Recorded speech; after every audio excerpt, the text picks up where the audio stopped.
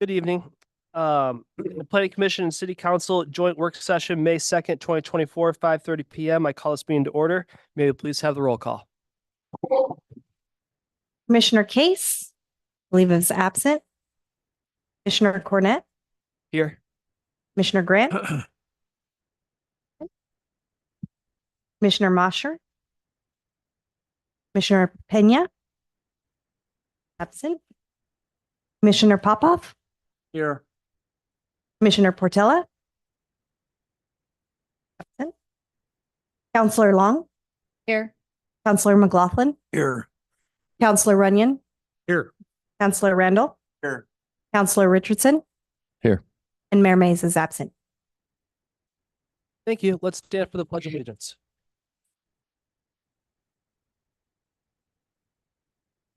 Pledge allegiance to the flag of the United States of America and to the republic for which it stands, one nation, under God, indivisible, with liberty and justice for all. Thank you. Next is the approval of the agenda. If everyone has read over the agenda, may I please have a motion to approve the agenda with a second?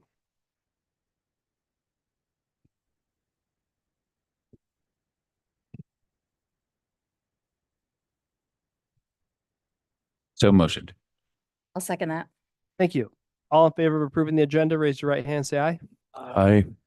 Thank you. Next is the approval of the minutes from the February 1st, 2024 meeting, which was some time ago. If the planning commissioners that are present have had a chance to review those minutes, may I please have a motion to approve those minutes and a second?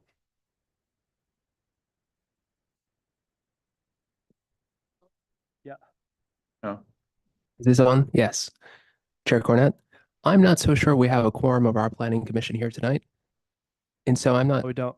I don't think it would be appropriate to vote on approving of the minutes from the meeting or any real approvals that are exclusively in the world of the planning commission. Now, approval of the agenda, which is a joint, I understand this is a joint meeting of the city council and the planning commission. We certainly have a quorum of councilors and commissioners here. That should be an appropriate action.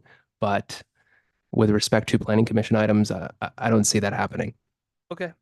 All right, then we will pass on the approval of the minutes from the February 1st meeting. Next is time for public comment. During this portion of the meeting, anyone may speak on any subject that does not later appear on the agenda. 5 minutes per person will be allowed.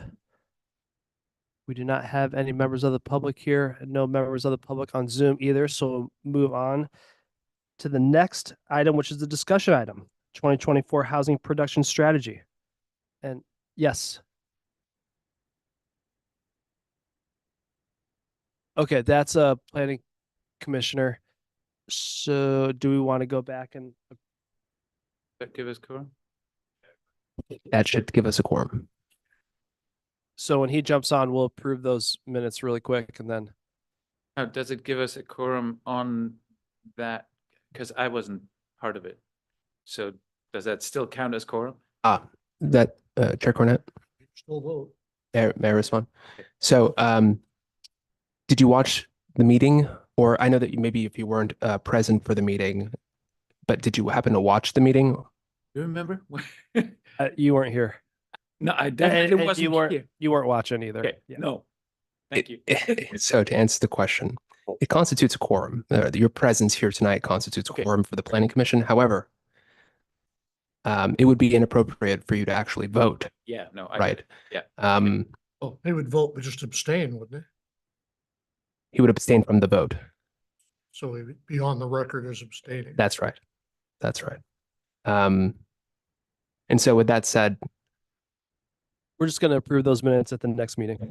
that's an excellent call. Let me get my Robert's Rules of Order out, please. Excellent. Okay, the discussion item, please. 2024 Housing Production Strategy. Josh, do you want to kick that off, please? So good evening, Chair Cornett, councilors, commissioners, Joshua Chandler, Community Development Department. Your mic on? That seemed pretty low. It is I think on. all of them were off. This is on. Oh. Yeah. I'll just talk really loud. So I'd like to introduce Jamin Kimmel, one of the partners of Cascadia Partners, who will be assisting us with the 2024 Housing Production Strategy.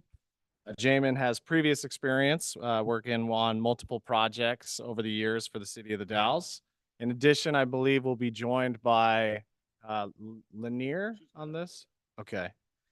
So just thank you everybody for coming. Over this next year, the city will be taking on this housing production strategy, which is going to outline specific tools, actions, and policies to address housing needs and affordability. Led by Cascadia Partners, which is an Oregon-based consulting firm with funding through a grant from DLCD. This work will build off the recently adopted 2023 HNA, Housing Needs Analysis, and Residential Buildable Lands Inventory.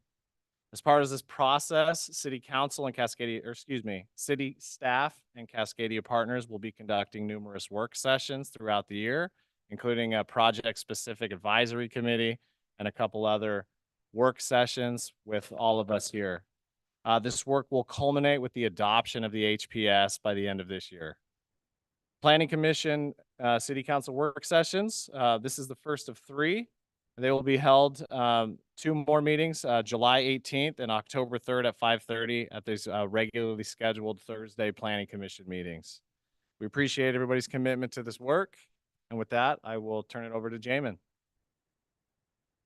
Okay, great. Is this working here? Sounds like it. Yeah. Okay. Chancellor Cornett and Councilor Commissioner Cornett and Council and Planning Commission, thank you for having me here tonight. To reiterate, my name is Jamin Kimmel. I'm a partner with Cascadia Partners. We're an urban planning consulting firm. Most of our staff are based out of Portland, but we have some staff around Oregon. We do many projects for smaller towns around Oregon, particularly on housing and land use planning. So tonight, the agenda is largely we want to have this be a two-way discussion, and we want to try to get as much feedback and early information from you on what your priorities are, ideas are, concerns about the housing production strategy. And so I'll describe a little bit about what the process will look like, what the purpose of the housing production strategy is in the context of state law.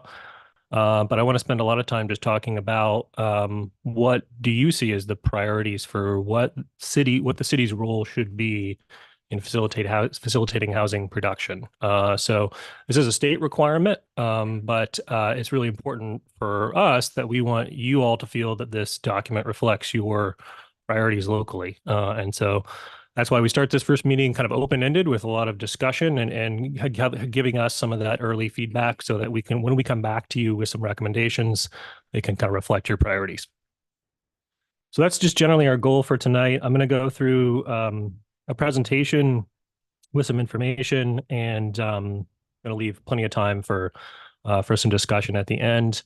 I also, as I'm going through the presentation, encourage you to interrupt me if you have questions you want to get out right there, any clarifying questions.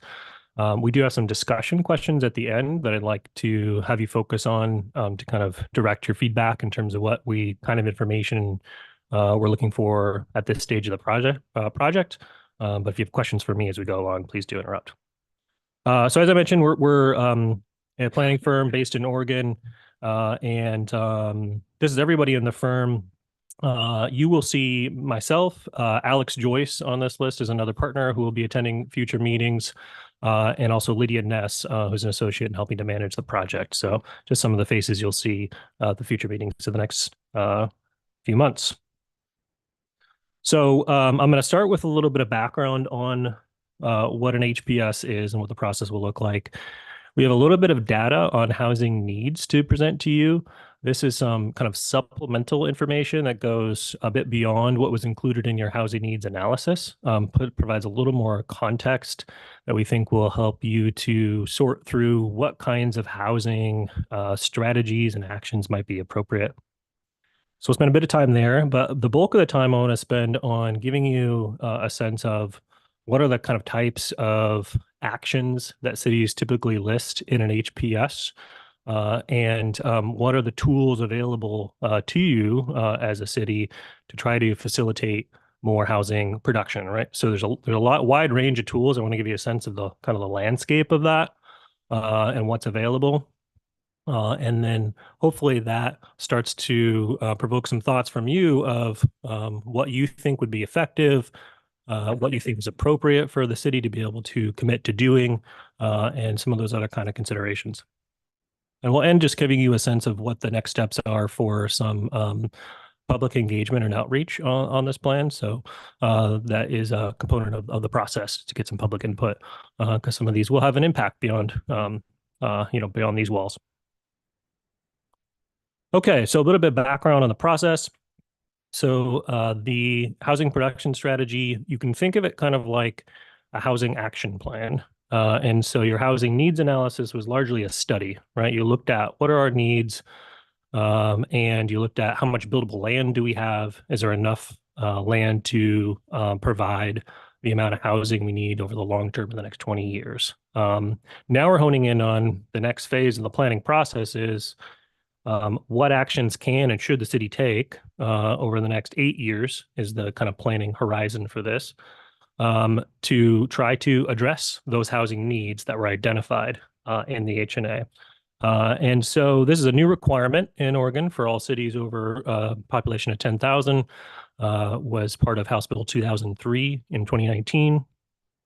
So it was on an 8-year cycle. And there's a number of different requirements that the state has set out for cities to prepare and adopt an HPS. But generally, we would describe it as the main requirement is that you need to show in your HPS that you are committing to implement a set of different strategies and actions that are going to, as a whole, address your 20-year housing needs. So you're going to begin to move forward on those, on facilitating housing production that was identified in the HNA. And so you're required to adopt this within 1 year after the deadline for when you were required to adopt your housing needs analysis. And so that falls in 2024. And so we're planning around a timeline of having the plan ready for you to adopt by the end of this year. So this is what that timeline looks like. At a high level, you could think of it kind of in 3 stages. We're in the first stage or phase of the project now, getting a sense of what are your housing needs, what is the city currently doing today related to facilitating housing production, and having these initial discussions about broadly what are the kinds of strategies you could implement. When we come back to you in July with another joint work session, we'll have a more specific list of recommended strategies and actions. And so at that point, you'll have a little bit more to chew on there of kind of what we're recommending we think is a good set of strategies. But that's just a draft. And at that point, we want your input. We want to know, does this feel appropriate to you or any of these strategies you have concerns about? And then following from that, we'll go into the third phase, which is preparing the housing production strategy report, which will kind of refine those strategies into something that's a set you feel like you can implement as a city over the next 8 years, is achievable, but it's also really going to help move the needle on the other housing issues you see in the community. The main public engagement for this will happen this summer. We're planning around the time of June to do a virtual open house and potentially an online survey. And we'll also be doing some kind of focus group style meetings in the community as well. So I'm going to skip over this as I largely covered this in the last slide. But again, I think when we start to look at specific ideas today, I would keep in mind that these are mostly at this stage examples from other communities of the types of things that cities can do to address their housing needs. They aren't our specific recommendations at this stage. We present them just to start to getting your thoughts on what would you think about the city of Dalles doing something like that? What concerns would you have? What questions do you have about how that would work? So that when we come back to you, we can help to answer those questions. And lastly, on just the background, so the state has some role in approving and kind of, I'm going to say enforcing with a kind of air quotes here. It's a very soft enforcement, I would call it, of the HPS. And so basically when the city adopts the housing production strategy. You'll then send that to the Department of Land Conservation and Development. They will review it and they will essentially sort of certify that it meets the state requirements. And there are a set of rules that outline those requirements.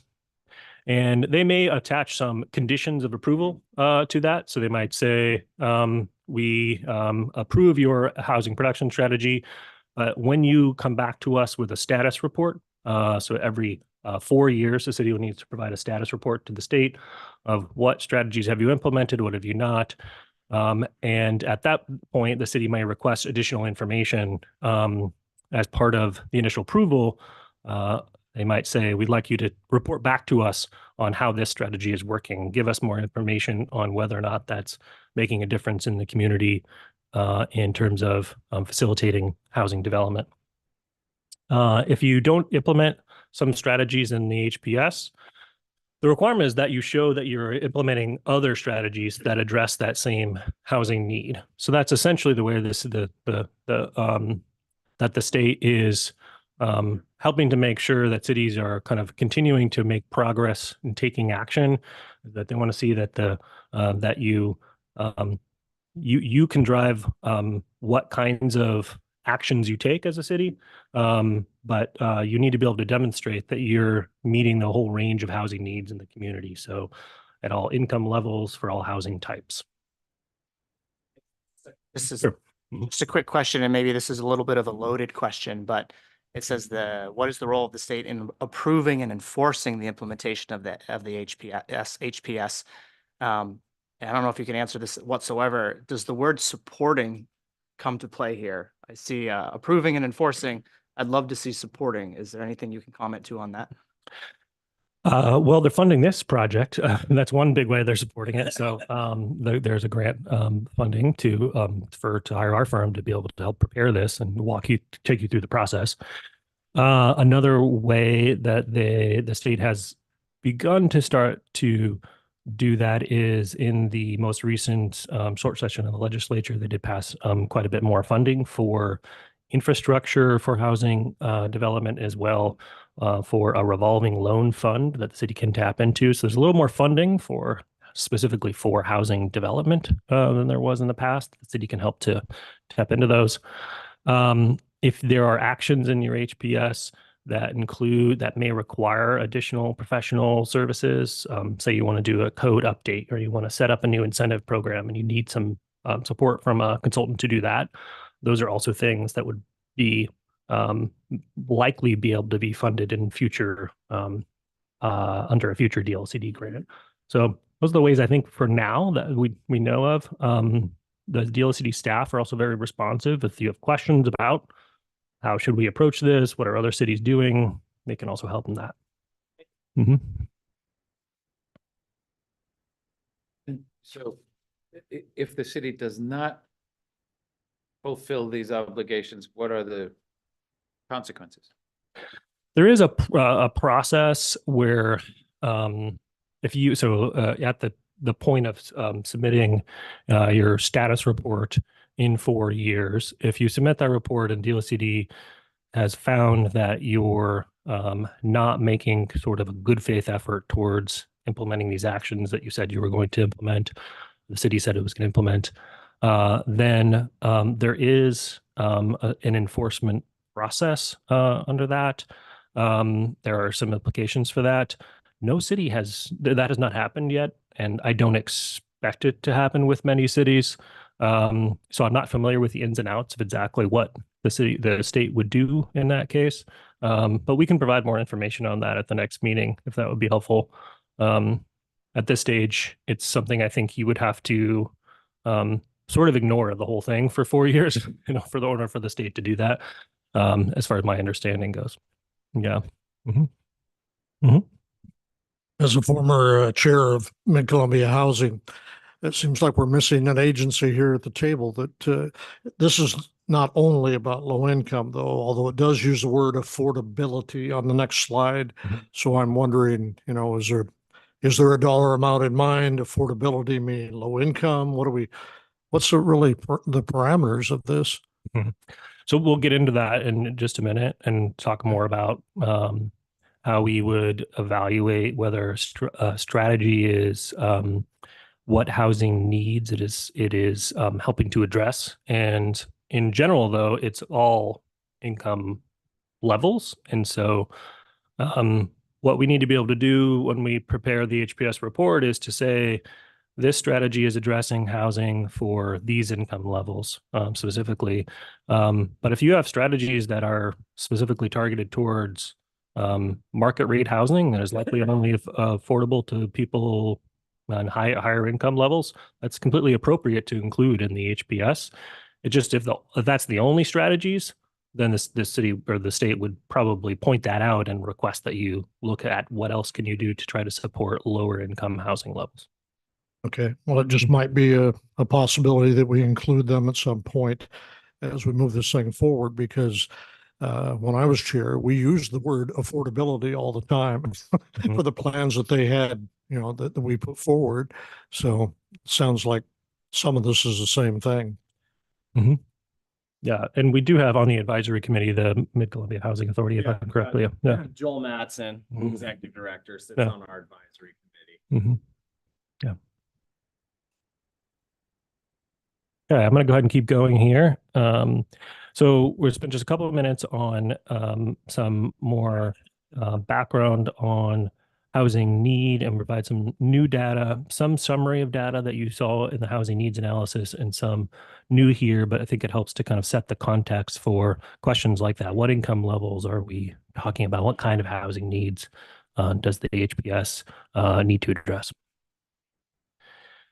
So to start at the highest level, your housing needs analysis laid out a projection for housing need over the next 20 years. And it found that there was a need for around 500 housing units, including about 315 of those that we would consider within a range that is sometimes the term affordable is used for. And so that can mean up to even 100 housing that would be affordable to middle income people. So in that bracket of what we would say 80 to 120% of your median income. So we recognize that the HNA, that the city had some concerns about the projected housing need in the HNA, that it may be understating your housing need, and primarily because it's based on a projection of population growth that may be understated. And so wanted to point out that for this process, we need to refer to these numbers in the HPS. But the overall number is sort of less important than the need for different housing types and at different income levels. It's really more what we're focused on here. Secondly, there is a process going on right now at the state to take another look at those projections and the methodology that's required to do those projections. And it's very possible that in the future, that projected number could be higher based on the new methodology that the state is using. We don't know yet, but that's likely. So I wouldn't put too much stock in the precise number, whether it's 500 or 600 or 800 or more than that at this stage. That does matter a lot for your land supply planning. So when you're looking at, do we have a good justification for expanding our urban growth boundary? Right. At this stage, yeah. At this stage, you can't justify that with these numbers. But in the future, these numbers might be changing just because the state is revising the methodology for how cities will project housing needs. So I say that all with a disclaimer, because this is all kind of in process of potentially changing in the future. Yep. So Mhm. that was a comment I was going to bring up later, but I'll just go ahead and put it out there now that I hope that this group will look at strategies that that help us with the denser options now, because we know, we're only required to look at 20 years right now, but we pretty much know that we're not going to be able to expand our urban growth boundary. And if we don't start thinking about the fact we don't have very much land within, we're not going to make it for 50 years or more. So we actually have to be ahead of the curve, I think. It's a good point. And I think you're referring to is simply also the slopes and other constraints on Right. development. Yeah. You don't have a lot of place to grow. Correct. Yeah. Mhm. Yeah. So that makes a challenge for us that we have to look beyond what the state is requiring, in my opinion, if we're going to take care of our town and not suddenly in 20 years be back to unaffordable housing and nowhere to expand to without tearing down stuff to build up. Okay, the other part of this I wanted to point out is that roughly half of the housing need that was projected in the HNA is for what we might call denser and relatively more affordable housing types. And so middle housing, which we take to be kind of things between single family detached houses and more higher density apartments, a duplex, a triplex, quadplex, things like that, townhomes. And then apartments. And so while single family detached houses will remain a large share of your housing need, there's a lot of demand for that and a lot of need for that, especially for people with higher incomes. The housing need projection does include about half of future housing being middle housing or apartments. And that's important in the context too of the kind of housing that the city has historically been developed in the city. And so we took a look at just the last few years of permitting data. And what struck us the most is that there is relatively little non-single family housing being developed. There has been some middle housing, so duplex, triplex, things like that. But just in the last 3 years, there has been no new multifamily developments, so apartments built in the city in the last few years. And so that's a clue to us of what can the city do to try to change the market dynamics that make it difficult to build multifamily housing. I do want to add one note to this slide.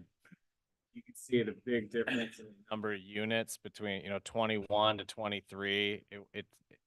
The 23 numbers were taken mid 23, so it wasn't an end of year.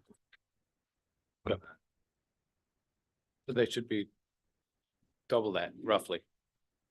I don't know double. I would have to check to see what it was as of, December 31st of this last year. But yeah, when these numbers were pulled, when we were doing the HNA, it was, the HNA data collection was happening towards the beginning of the year. So we can update that prior to the next meeting, kind of report back on what 2023 numbers look like.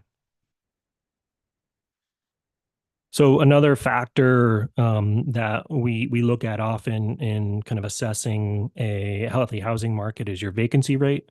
And so this chart compares your vacancy rate over time from 2010 to 2022 compared to Hood River, the county, and to Oregon. And you're on a similar trend, but the trend is not good in terms of housing supply. The general benchmark is for a well-supplied housing market to have at least 5% vacancy, and the city's vacancy rate has dropped from about 5% down to just over 2% in the last roughly 12 years. Another indicator we pulled together here is what percentage of your current households can afford the median priced home. And so as we look at the numbers here, again, comparing to some other peer jurisdictions, the Dalles has gone from situation in 2010 where about 50% of the current households could afford the median priced home. And at this time in 2022, by the latest data we have, about a third of households can afford the median priced home. And so this is, I think, speaking to some of the changes that have happened post-pandemic, Inflation rates might be playing a real role in this. But primarily here, I think, as this is a trend that we're seeing across the country and across the state, is due to higher construction costs, low supply, population growth, and lots of different changes, that affordable home ownership options are getting harder and harder to find. And so thinking about what kinds of housing types might the city try to encourage that could meet that need. And so classic one here would be things like townhomes, be more likely to be affordable than a detached house on a larger lot. But lots of strategies could be considered there to address affordable home ownership.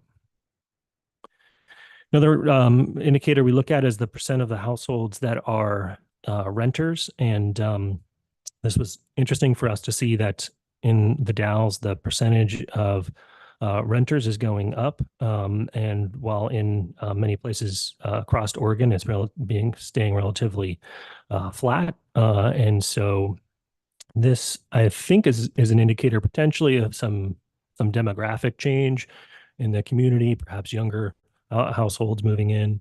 But it also, I think, is related to that housing affordability for homeownership. We're seeing is that people are having to delay entering into homeownership and are staying renters for a longer period of time.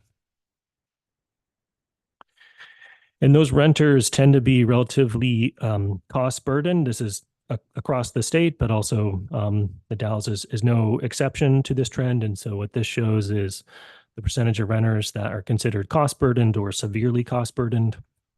And the Dalles has a similar rate as many other communities across the state of about 25% of the community, or 25% of renters spend more than half of their income on rent. And most of the people that are cost burdened at that level are renters who have low or very low income levels. And so that is the one of the main challenges facing a lot of communities is how do we try to help provide new housing developments that can serve those extremely low income level households. And it's one of the most challenging income levels to build for because the housing needs to be subsidized to a pretty high degree. And so we're going to talk about some strategies the city can try to play a role in helping to meet the needs of those households, but it is a challenge.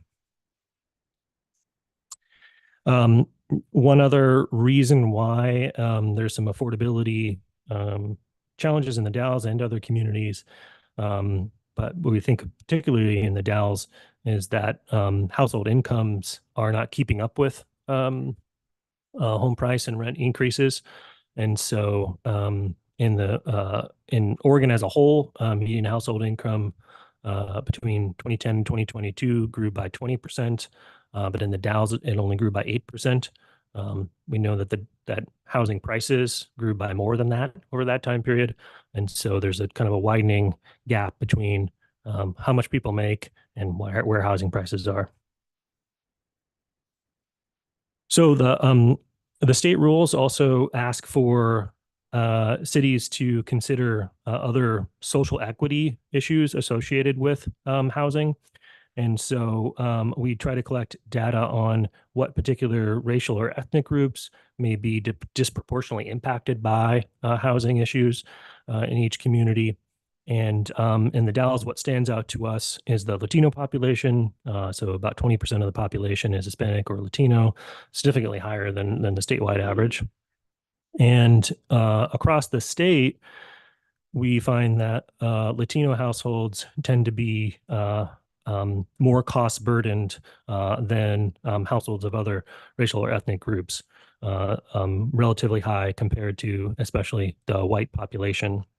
And so there is this disparity along racial ethnic lines that is caused by some of these affordability challenges. So this is data at the state level. We don't have data specifically for the Dalles on cost burden among Latino households. The margins of error on that data are too high to to be reliable. But we imagine that if this is true across the state, it probably holds true in the Dalles. Another indicator we look at is individuals experiencing homelessness. And so in Wasco County, the county has one of the highest rates of individuals experiencing homelessness compared to nearby counties. And so of the three nearby counties, the Sherman County and Hood River, 57% of the people in total experiencing homelessness across those three counties live in Wasco County. And so again, those are individuals and households that are really at those extremely low or lowest income levels, hardest to provide housing options for, and a variety of strategies really are necessary for new housing to be developed that can meet those needs at that income level. It might be worthwhile to keep in mind, and I don't quote me on this, but I believe that the trend lines for houselessness or homelessness in Hood River and Wasco counties an important piece to that, where the number of people experiencing homelessness in Wasco County, I believe from the last pit count, is holding somewhat steady versus there's a growing trend line in Hood River County. And so I think this slide doesn't quite capture all of the context that's there. And so I just wanted to mention that. Yeah, I think we might have that data going back. It's not presented here. We can take a closer look at that so we make sure in the report it's reflected if that's this sort of pattern doesn't hold true over time or might be changing over time. I go back a slide or two. Disparities, Latino households cost burden at highest rates in Oregon. And you said these were state figures. And I think you also said, if I heard correctly, that Wasco County would probably be right along the same line. Yet, when I go back to the slide just before that, we have a higher percentage of Hispanic and Latino compared to Oregon. So I would dispute that it's going to be the same as the rest of the state at this point, till I see some numbers that actually reflect Wasco County. Right, and we don't that data just isn't available, so we wouldn't be able to verify that. But I'm just saying that's yeah. probably going to change, and we probably are not at the same level as the state. Potentially, I can't say either way.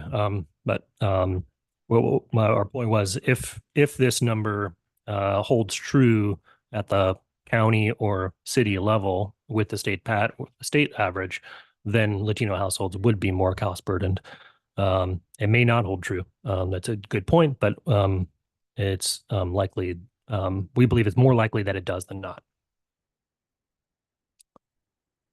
You think by July or whenever the next meeting is that we'll have some updates that are more current than 2020 and 2022? There just isn't new data from the American Community Survey that is more current than that. So unfortunately. Yeah. I think I understand what he's saying, but I'm also wondering where it was like 21% of Latino families. Yes, we have a higher percentage of Latino families, but of our families, 21%. So like, does that make sense? And I think you were just thinking 21% of our population. Yeah. So, yeah. Comment that was a state number. Yeah. And yeah, probably trend with that, but I'm thinking we're going to trend worse because we have a higher percentage, you know. Oh, right. Well, what this is showing is on this slide specifically, the percentage of the all Latino population that is cost burdened across the state. And so it's if you were to look at this number at the local level, it would still be as a percentage of your Latino population. So it actually doesn't matter how big your Latino population is per se. If you do have a larger population, the average income of that population could be higher than the state. It could be lower than the state. We're not sure. We just don't have it at that level. But yeah. So what I'm saying is the Latino population could be similar to the state, could be more cost burden, could be less. But we know this, since the state average is that the Latino population compared to other racial and ethnic groups are more cost burdened, it's probably most likely that that average holds within the city. Yes, of Latino households are cost burdened. That's what this is just saying. Yeah. Are you hi? Are you stuck using the American Community Survey as your only data set here, or are you open to exploring other potentially more local or regional sources of information? If there are other sources we're missing, yeah, we would love to hear about it. But yeah. Mhm. Yeah. Mhm. So one of the other sort of populations that we typically look at in considering other types of housing needs are people with disabilities. And there is some data from local data here on at least the percentage of the population with a disability. And it does show that the Dalles has a relatively elevated rate of people with disabilities living in the community. Not sure exactly why that it is, but it's true locally. So when we look at the data like this, it points towards are there housing types or housing programs that can help to meet that need? And the primary one that we would look at would be things like programs that would prioritize or target units that are more physically accessible and so meet certain accessibility criteria. And this is important in the community that has an older housing stock, as older housing tends to be less accessible, physically accessible. And so I think that's something we'll want to take a look at as we're thinking about specific strategies. Are there ways for the city to try to encourage more units that are physically accessible beyond ADA requirements? ADA requirements is one part of that, but there are other higher standards for accessibility that could be required or incentivized. So we presented this data to the advisory committee a few weeks ago. We just want to pass on some takeaways we had from that group. They pointed out that some specific populations in the Dalles that have housing needs that may not be highlighted in the data are farm workers, and as well as college students. And so just two kind of unique needs that we'll want to try to take into account. And they also made the point that housing in the Dalles is aging. And so these older housing stock is impacting the quality of housing. There are places where that housing isn't being kept up and may not be as available on the market or requires a lot of renovation in order to be habitable. They also mentioned there may be a kind of influx of new demand for housing associated with newer employers making large investments in the community. And it could be especially temporary housing for some of the construction workers that are associated with those projects. And so we're taking that into account and thinking about if there are strategies to try to help address that need that the city can play a role in. So just a few takeaways from the advisory committee. So I want to get on to some of the other discussion of policies and strategies. Any other questions about that, the housing needs data?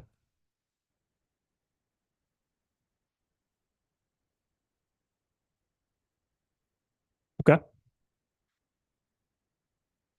So in order to kind of help orient you to some of the tools, strategies that are available to the city, we put together a series of slides here, just kind of tries to help set the stage for the kind of the landscape of different actions the city could take. And so in order to kind of get our heads around that, we categorized different kinds of strategies into these kind of 5 levers, we'll call them. And so those levers are partnerships, investments, incentives, land, and regulations.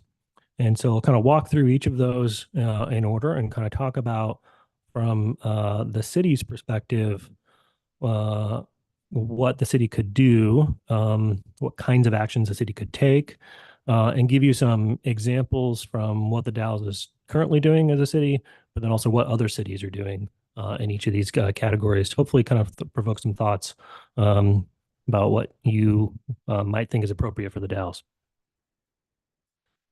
So we first start with partnership strategies. And so when we say partnership here, we are talking about different kinds of actions the city can take to help sort of convene partners to provide more information, to connect people with resources.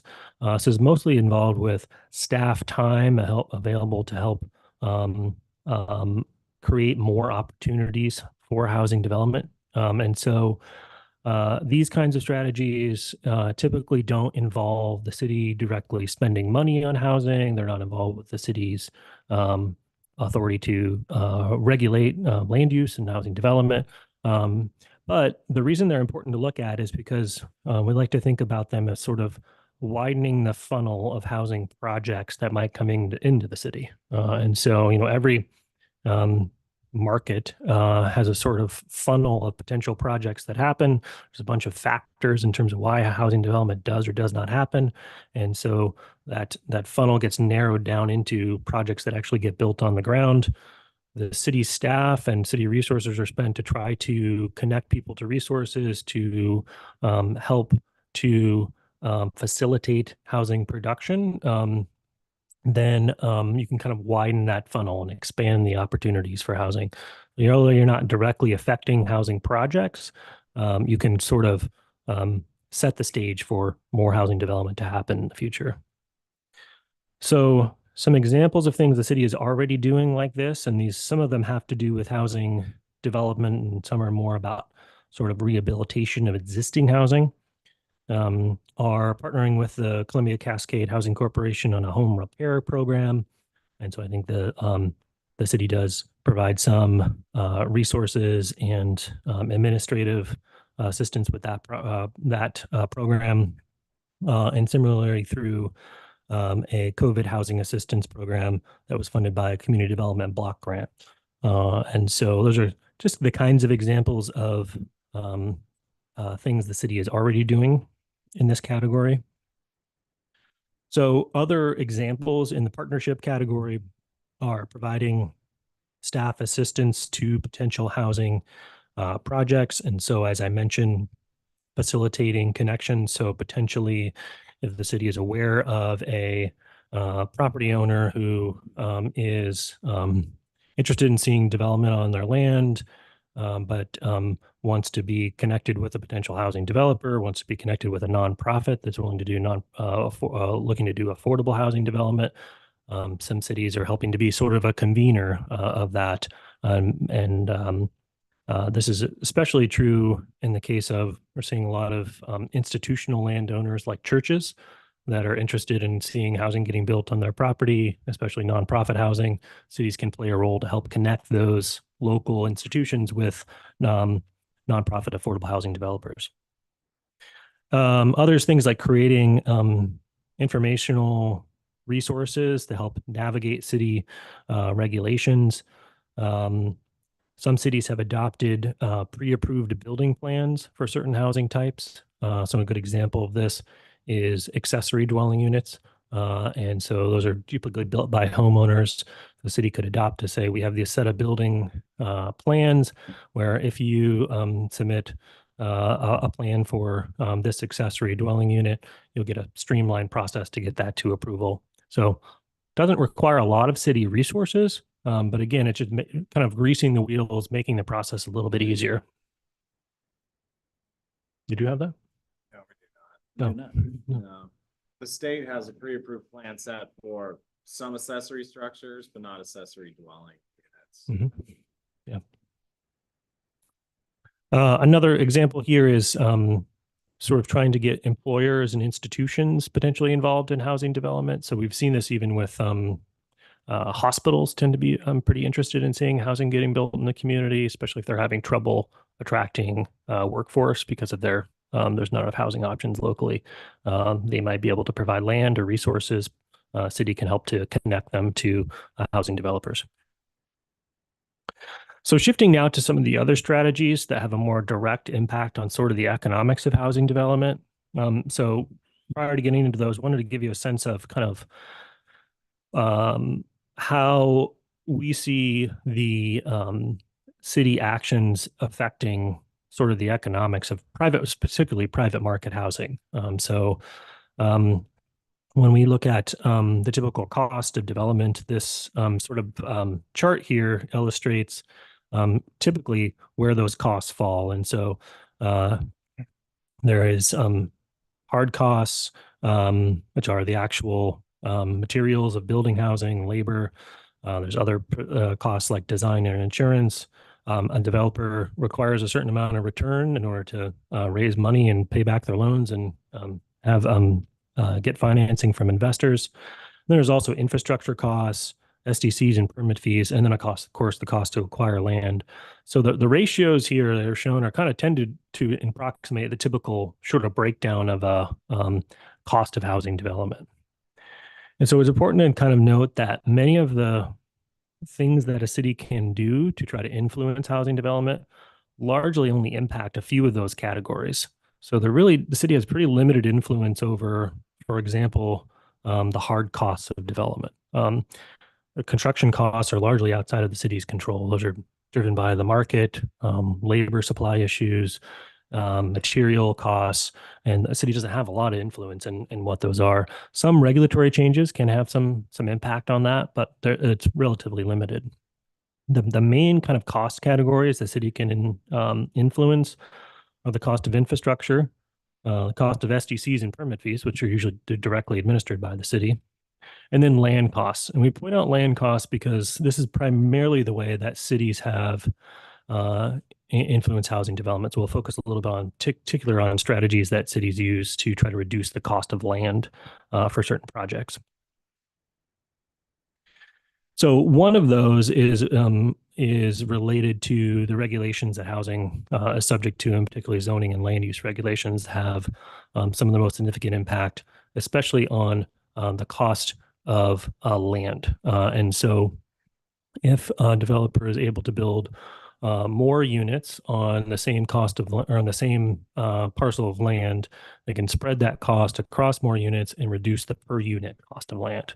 And so that's one of the reasons why the state and many cities across the state have looked towards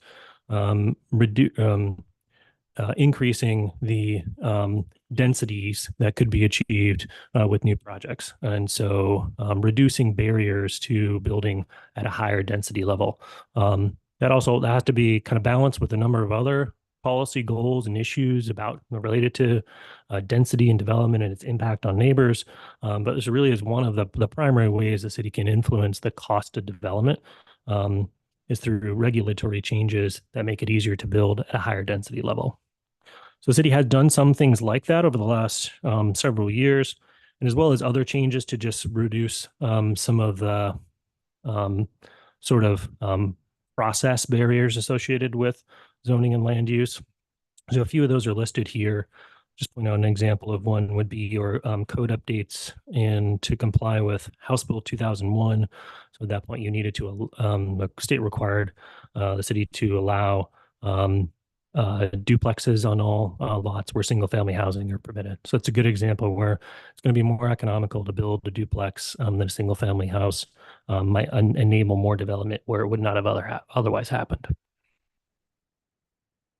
So other examples the city could consider as part of the HPS are things like reducing minimum lot sizes, reducing parking requirements for certain uses that can have an influence on how much density could be achieved on a site, allowing certain other types of housing which may not be specifically allowed in the zoning code today.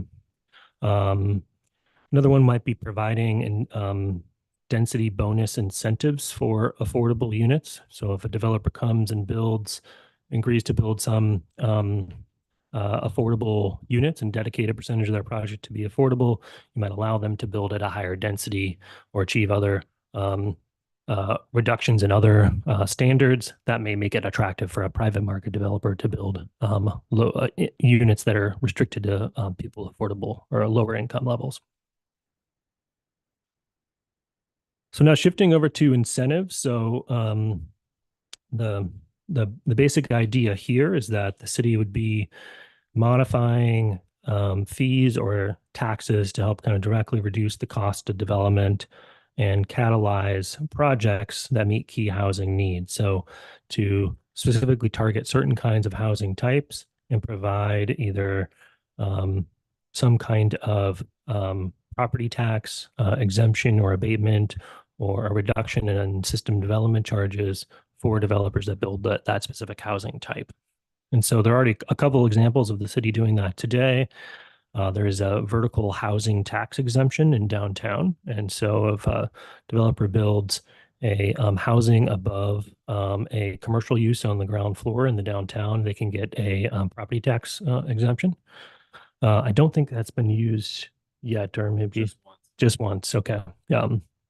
Another example is the city offers reduced system development charges for accessory dwelling units. And I think you do this by reducing the cost of the SDC based on the size of the unit. Is that correct? Or is it specifically for accessory dwelling units? Yeah, it's specific to water pipes. So we allow for an ADU. If an ADU is built on a property, obviously with a single family home, you can tap into the existing line. So therefore you won't have to install a new water line, therefore saving the cost on an SDC and a water connection. It's $4,000, something like that. And sewer too, right? Sewer is still charged per dwelling unit. And then there's a reduction and there's also, it's like $400 off for the transportation rate. So we charge a reduced rate for apartments, multifamily development. So we charge ADUs the multifamily rate. What I was referring to when I thought, subsidizing ADUs. It is. So a few examples of other kinds of incentives that other cities offer. Some cities have replaced their vertical housing tax exemption with a program called MUPT, which is a multi-unit property tax exemption. And so it is a little more flexible incentive that doesn't necessarily require that you have a commercial use on the ground floor. And so it's a little bit easier for a developer to try to build that kind of project. So several cities have done that. A smaller example of a smaller city is Cottage Grove, which recently had an 80-unit project that was enabled only because they had that multiple unit property tax exemption program. Another example of this is some cities are changing the way that they collect the revenue for system development charges. So typically a developer has to pay for a system development charge at the time their permit is issued, so prior to construction. Some cities are allowing for the developer to pay for the system development charge when prior to certificate of occupancy. And so they can do the construction, but they can't be issued a certificate of occupancy until they pay their system development charges. This effectively shifts that cost to further into the development process, which can make it less expensive to finance for developers. So a small change in the grand scheme of things, but it can have an impact. Lastly, we talked about the way that SDCs are charged, and there are ways to scale them so that smaller units are charged a smaller fee. And so that can help to kind of remove potential disincentive to build smaller units. And so if you're charged a smaller SDC charge, it may sort of make more sense for a developer to build a smaller unit in some cases. So land strategies. So what we're talking about here is really a wide range of different kinds of strategies, but we categorize them all related to land for a reason, because what's one of the most impactful things a city can do to try to affect affordable housing development and housing development in general. The city of Dalles doesn't have any kind of examples today of ways that they are trying to assist with either securing land, assembling land, or partnering with developers by bringing land to the table in a public-private partnership. But there are a variety of ways that other cities have done this. There are a few cities and counties that keep an inventory of either publicly owned, foreclosed, or generally just underutilized property that could potentially use for affordable housing development. And so publishing that inventory, making it available so developers could find those properties. Utilizing excess or underutilized city-owned land for a public-private affordable housing development. So the city has any land that they have acquired for one use, but that no longer is necessary to be used for that purpose. Some cities have offered that land up at a discount or at no cost in order for an affordable housing development to make economic sense. And then some cities even have taken the further step of proactively acquiring vacant land or even sort of distressed properties and holding them for affordable housing developments. The idea here is land banking. And so the city would go out and acquire land, hold on to it until at some future date when an affordable housing developer comes into town and is looking for a site to build, and the city may be able to offer that to the affordable housing developer. I'm not familiar with that project specifically, so I'm not sure. But it is. I couldn't hear what you were saying. I was asking if that's what Hood River did for its Rand Road project, which is I think 139 units or 129 units, which is underway now. That would be really useful and instructive, in my opinion, to have referenced as a project in our backyard that we might look to. We did purchase the land. Yeah. Yeah. And we have a hand raised up there. Just we have one here too. We can take that Nate online there. Go ahead. I was just going to answer the question that Josh already did. The Hood River did, in fact, acquire the property at Rand Road to do affordable housing development, and they're actively looking to secure other sites as well to land bank for future development to hold down the cost of that future development. Any other questions? Yeah, I have a question, and I don't know if you can answer this, but it'd be great if I didn't have to go figure this out myself. So I had a constituent call me the other morning and tell me that the Oregon Constitution prohibits public-private projects for housing or public-private partnerships, but it was just ignored, and I did not know what he was talking about. Did that ever come up? There are some rules, I believe, around gifting of public resources. That might be what they're referring to. But I'm not sure exactly. That's something we can report back on. And obviously it hasn't been litigated, but I don't think it's been litigated. It's also something that I know that many public-private partnerships, when those are executed, they are through a land lease, and so that might be one way that it doesn't. So it doesn't give away the land per se. They actually give a 99-year lease at a very, very low rate in order for that to be. That may be one of the workarounds to that, but I'm not entirely sure. We can report back on that. Alex Joyce from our firm has worked on several public-private partnerships, and he wasn't able to join tonight, but I think he would know the answer to that. I can give get back I'd to you love on to that. just be able to give that person an answer. Plus, I'd Yeah. also like to know before we pick our strategy. Mhm.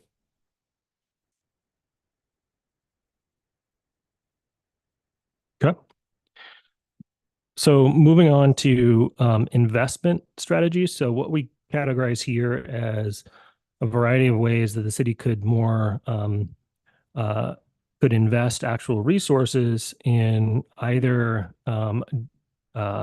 directly into a housing development project or into infrastructure that would support a housing project in the future. And so examples of where the Dalles is doing this today, the Urban Renewal Incentive Program, sort of an incentive, but also a direct investment in that there are, I believe, grants for certain projects meeting certain criteria funded by the Urban Renewal District to directly invest in a housing project. Separate from that, there are you today currently invest in infrastructure through your capital improvement plan. And so all of those have some relation to housing development. So when you build sidewalks or an sewer extension, that reduces the cost of and makes it possible at times to build housing in those locations. And so one thing we will look at as we go through this process is where are the places that the city could make investments in infrastructure that would be most likely to spur housing development and kind of pay the greatest returns on on in terms of the number of housing units that could be built as a result of an infrastructure investment. So we'll have a little bit more specific recommendations related to infrastructure when we come back in July. And I can comment on one for additional context. This was added specifically. We saw the 9th Street house that was removed after all those years. Now we're installing utilities down there. We currently have a sixplex under review on that street. So it's, once got the house out of the way, now it's looking like there's more lucrative opportunities to develop housing, and it's happening pretty quickly. So this is at the corner. This is where 9th Street becomes 10th. At the corner, there's a little park, Hecka Park or Triangle Park. So if you continue on with 9th Street, there used to be a house that was in the right of way that was removed. And now the city is punching through new water and sewer facilities. I think eventually we'll connect all the way through, drop down to 9th Street on the other side. So yeah, I mean, almost immediately this project's been, started less than a year ago, and now we already have a sixplex that's in the works. Awesome. How much area is that? Ooh, I don't know. That's a good question off the top of my head. I think when we established the LID, I want to say that with current density ranges, we said that you could develop probably 60 units down on that strip. Wow. Yeah, there's some pretty big chunks of land over there. Is that city owned or? No, it's just there was the barrier, was physical barrier in the middle of it was a house that had been there for about 75 years, built entirely in the right of way. So it was removed. So now we can. Got it. Yeah. Some other examples of investment type strategies that other cities have implemented. And so first one here is a dedicated source of funding in order to fund a range of different kinds of investments. And that is a construction excise tax. And so what this is the city would establish a new fee or tax on new construction. And it can range from, I think it is 1/3 of a percentage of the value of the new construction up to 1% of the value. And it can apply to industrial, commercial, and even market rate residential development. So city has options for what kinds of development they'd like to apply it to and what that rate is exactly. Several cities have adopted construction excise taxes. So some examples here, Milwaukee, Hood River has one as well. And that funding under state law must be used for affordable housing development. What it does is provides a linkage between new construction and investment in especially commercial and industrial development and funding for lower income affordable housing. And so the idea here is particularly that when new employers, new industrial or commercial development comes into town, that creates a need for new affordable housing development, new affordable housing, especially to meet some of the need that may be even associated with those jobs with that industrial or commercial development. So that's the idea there. That, several cities have started to implement those, and it's something we can look at as part of the HPS. Other things that cities do, they use urban renewal. As this, we mentioned, the city uses urban renewal or tax increment financing in the downtown, one option be expanding the use of urban renewal either through a new district in another part of town, expansion of the current district, lots of ways that that could be achieved. Thirdly, there are new state funding that I mentioned that was just recently passed to support housing development. And so we'll be coming back with specifics on those as those are still the process to apply for those and access that funding is still being defined. But luckily it aligns with the time you're doing your HPS. And so we'll have a better understanding of what that process would look like to apply for that funding.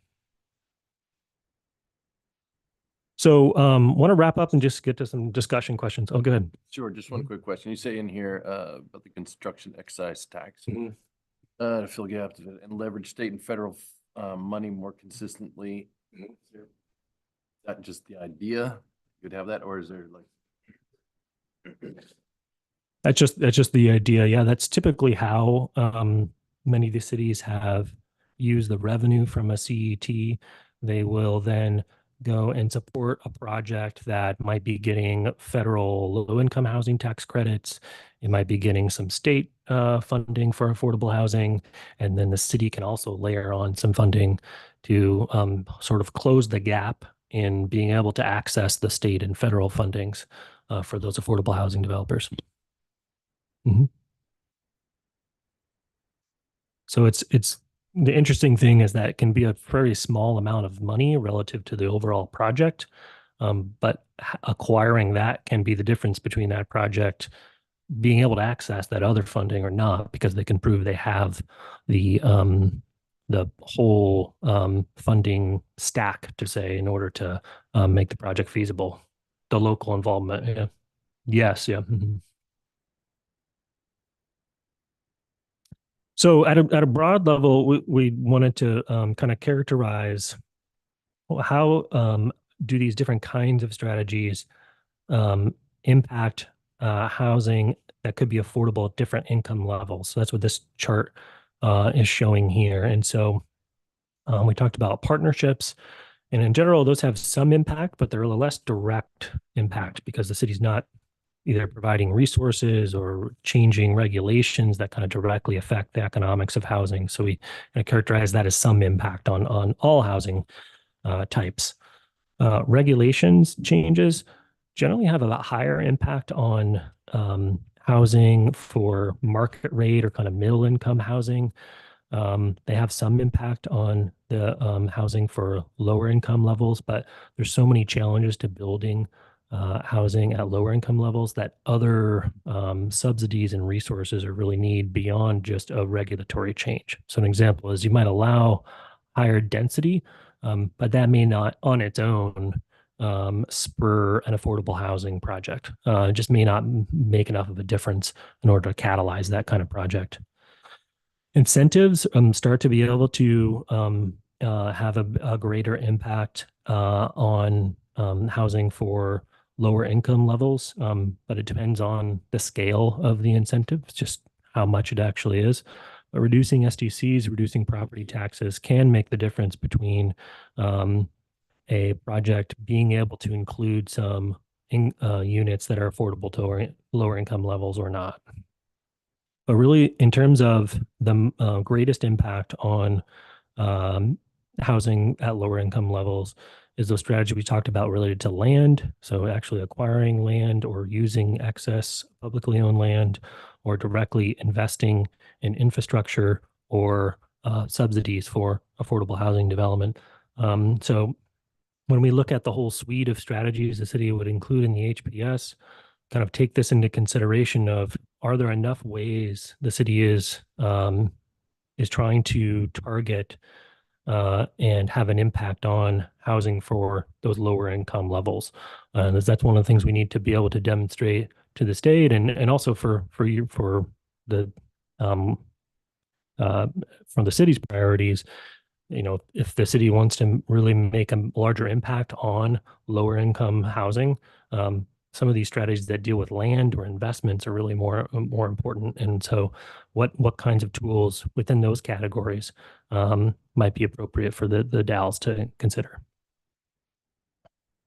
So we presented this information to the advisory committee, and they give us some feedback we wanted to pass on here.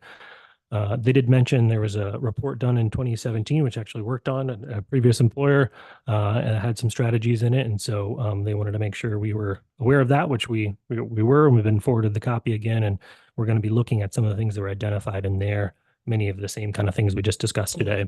You mentioned back earlier about the vertical housing solutions and whatnot. That was, you and Tim probably remember that. There was a community group that got together, probably in this room. Mayor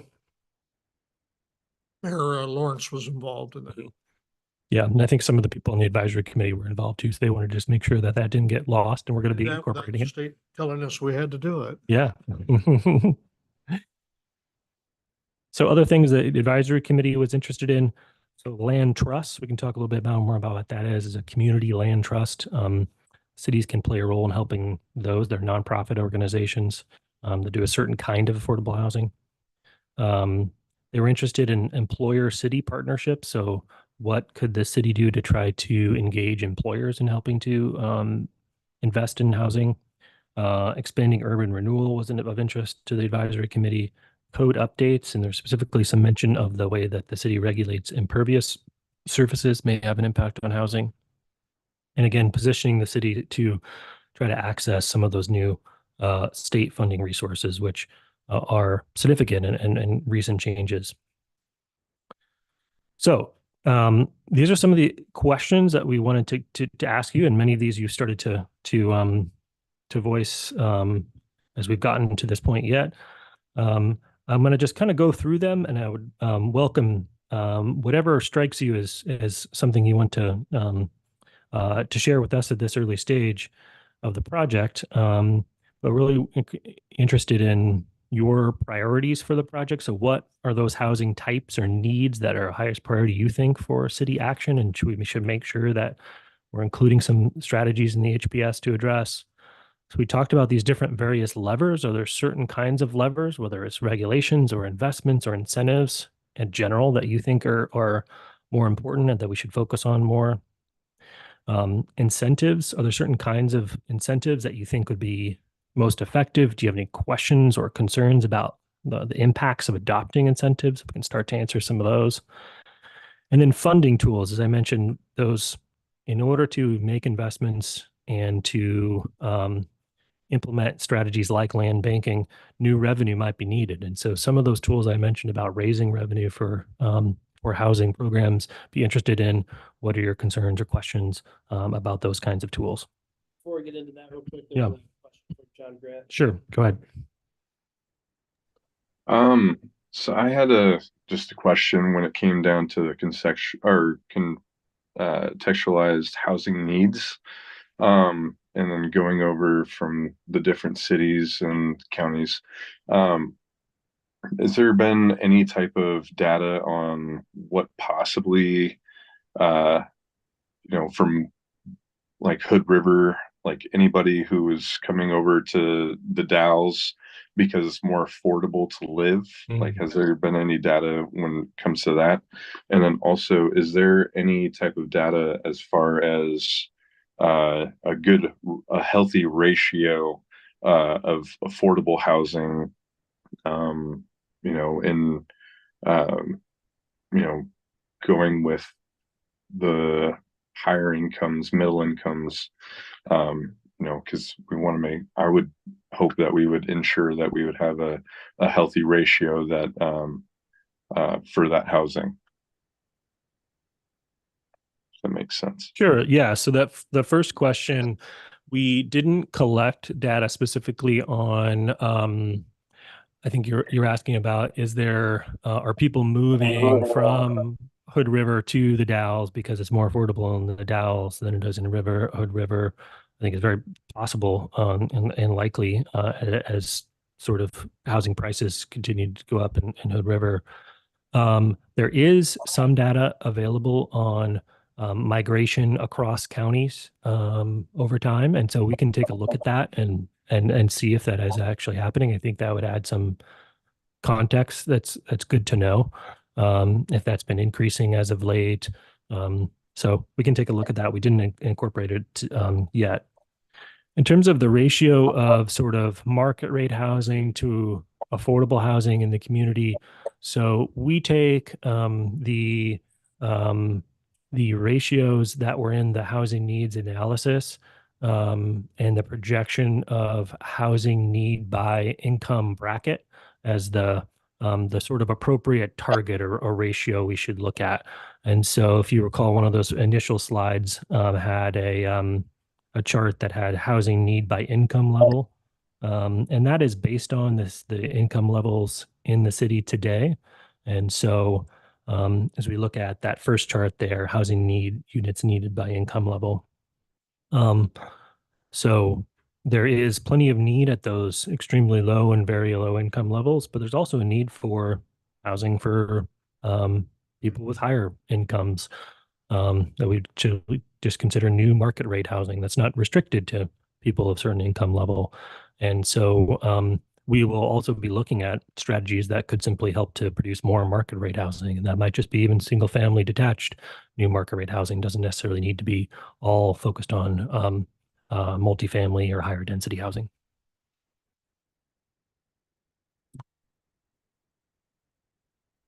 I have a Thank you. comment that I'd like to make. Yeah. I think I'd like to see more emphasis on owner occupied housing. I think especially at the lower and working class levels, it's really the only way that most people can build up family equity that can be passed on.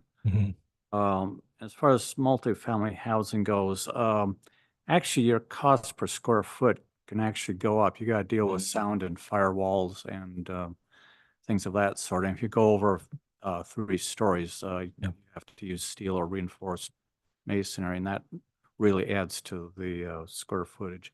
Plus an elevator, about 150,000 each. Yeah, that second point is a great point. Well, at first, I think we will be trying to find strategies and identify those that would help with that homeownership options for lower or moderate income. It's definitely a part of the mix here. Now, cottage clusters on leased land would be one option that would work. But it is true that there is sort of a sweet spot in terms of construction costs and density. So they tend to, construction costs per square foot tend to kind of level off and even go down as you get more into 3-story apartment buildings that are all wood framed with no elevators. But as you start to get to higher densities, where maybe you need an elevator, and then eventually you need a concrete podium, and then the costs really go up. And so there is sort of a sweet spot there. And so when we look at your code, one of the things we'll look at is can you build at that sweet spot where it's the lowest cost to build on a square footage per basis? And can you build at a relatively high density at that with that construction type? That's one thing we tend to look at when we're looking at codes. I think this question is for Josh, but somebody else might be the better person. Who's on the advisory committee? Yeah, it's on our advisory. I could pull up a list here. Just briefly. Yeah. So, Kenny LaPointe, Joel Madsen, we have representative from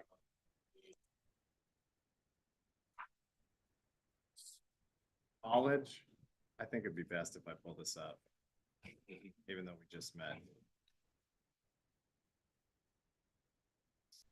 Yeah, and then while you're doing that, let's, as far as further comments, let's focus on these discussion questions, the priorities, levers, incentives, and funding tools, just so we can kind of stay focused on the agenda and task. Thank you, Commissioner Cornett. Very appropriate focusing of us. And I will make a couple comments on that if you don't mind, briefly. And maybe just because I'm, I don't know, kind of a simple person, but I like the big levers that we could research. I like looking at urban renewal and land and maybe the CET that looks like a small investment that might pay off in a big way if we were really strategic about it.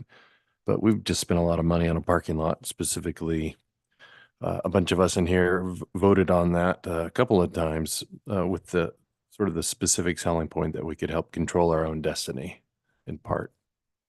And I feel like having some, we don't want the city or urban renewal or anybody to be a land baron. That's not necessarily a great idea, but having some parcel or parcels of land where we could direct denser housing or affordable housing appropriately, it might be really helpful to us. And also just get on with it.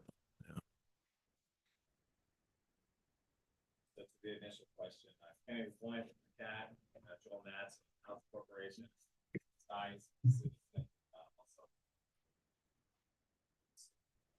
Dr. Kotak's office, Jorge Paragon, a local realtor, Charlie Foote, who's a local realtor, but also does some smaller developments.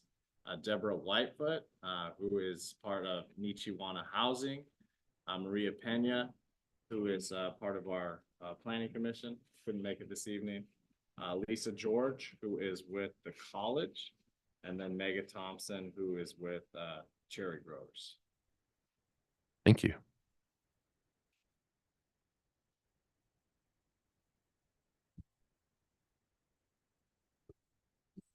Well, I like the concept of using we have an urban renewal district, but we're talking, or an agency, but we're talking about possibly looking at a second district.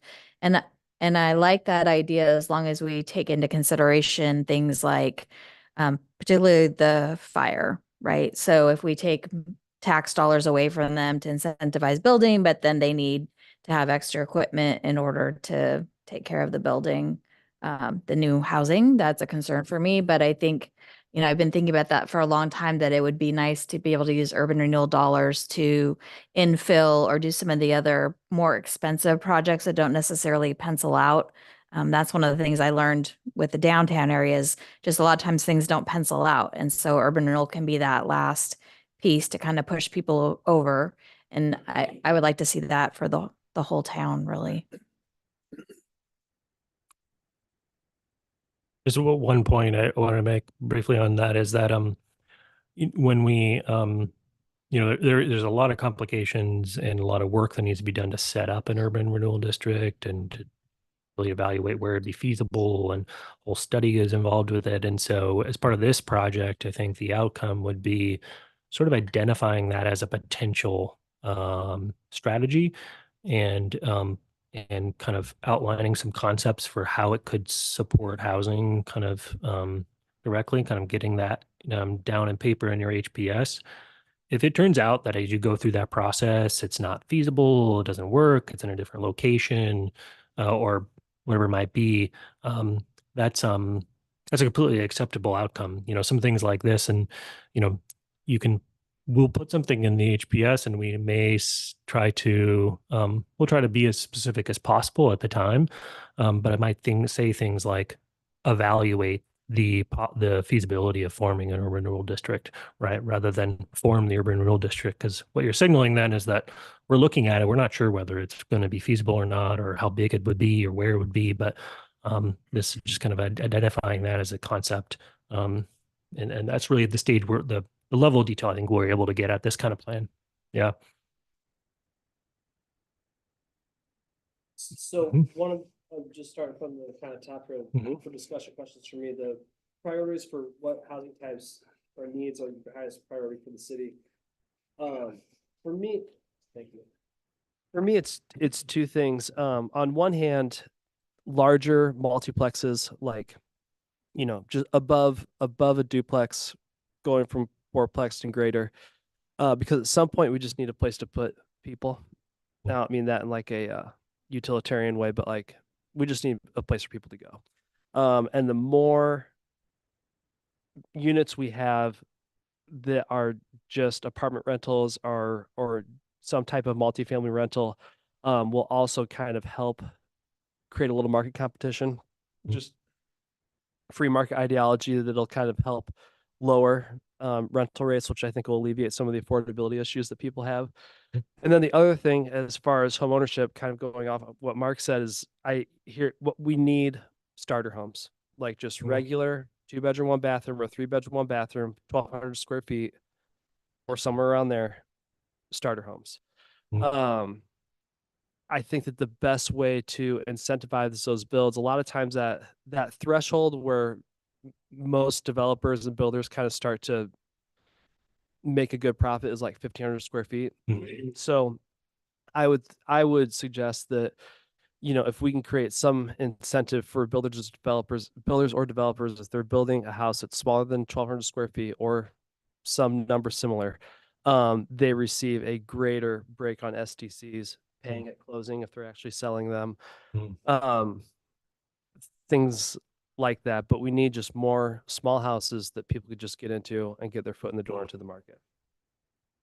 Yeah, that's a great point. A lot of cities around the state are just looking at a whole variety of ways that you can encourage generally just smaller units, especially smaller home ownership units, because the dynamic there is always that if a developers can only achieve a certain density, their number of units, they're likely to build larger units at a given density. They're going to that's what's going to be more profitable, most of the case. And so trying to shift the market to building smaller units, and there's a variety of ways you can try to do that, really does get at that need for starter homes, really. So. Absolutely. And a conversation that I have often is, you know, people don't necessarily want or need 2,000 square foot houses. And builders are not all builders, but some builders are recognizing that what sells is that 12 to 1,500 square foot. Yeah. But they have that battle with, you know, they're in a business, they're also trying to make money. Of where is that perfect line where you're going to have something that sells, something that isn't too big for people, that is just going to be built and either pre-sale before you get a CO, or it's just going to go on the market when it's done and actually sell. There's definitely some newer construction houses that would have been, you know, grand slams 2 years ago and sold, and they're sitting there because they're 2,500 square feet and 3 bedrooms, 2.5 baths, and they're just not going for it anymore. Yep. May I continue on a? Yeah, okay. have at it. So, going along with that, and this is going along with what Councilor Long said, is that we're talking about infill. We do have a lot of lots, double lots, people that have houses on double lots or triple lots, oversized lots. I think it would be a nice opportunity to incentivize those property owners to minor partition those lots and give them, I mean, my idea would be, hey, property owner, if you minor partition that lot, we'll give you, because when the minor partition happens, their property is reassessed, we'll give you a 50% tax abatement on your property taxes for X amount of years, as long as your ownership is maintained of that primary lot, and you have to sell those lots. I think that would help help ourselves and help the city from a revenue standpoint because we are like actively motivating development on those. But it also kind of, it's not an abatement, like a complete abatement. It just kind of keeps everyone participating. Yeah. That's an interesting idea. I actually haven't heard of tax abatements being offered for partition or subdivision on their own. They're usually targeted towards actual development, but I'm not sure if there are some legal constraints on that, but I think we should Yeah, take a look at it. I'm just, Great idea. I'm just brainstorming. Yeah, That's all I have for now. yeah. I think another point is tiny homes and container homes. And we've dealt with the fact that we do not have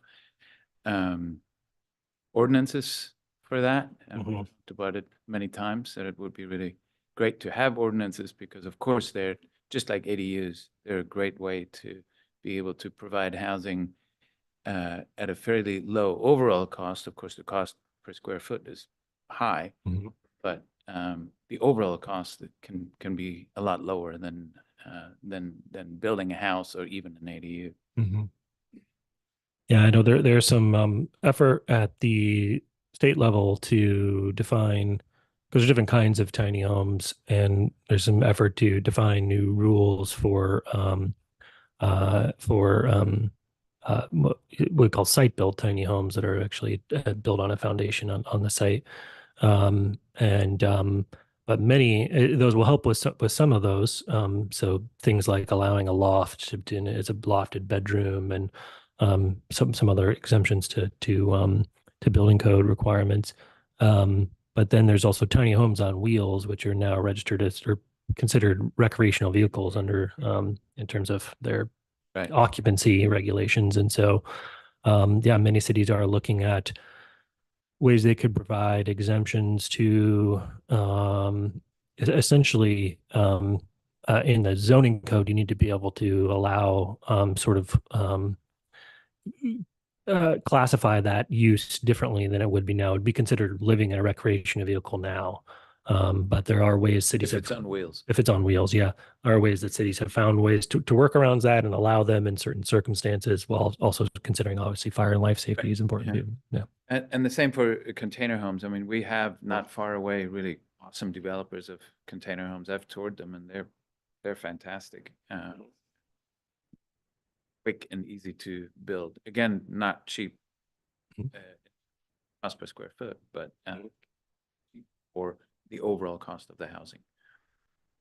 Yeah, and I think with them, it's one thing that comes up is we as the city do not have an in-house building department. And I know that container homes, I'm not sure if they're classified as modulars or not.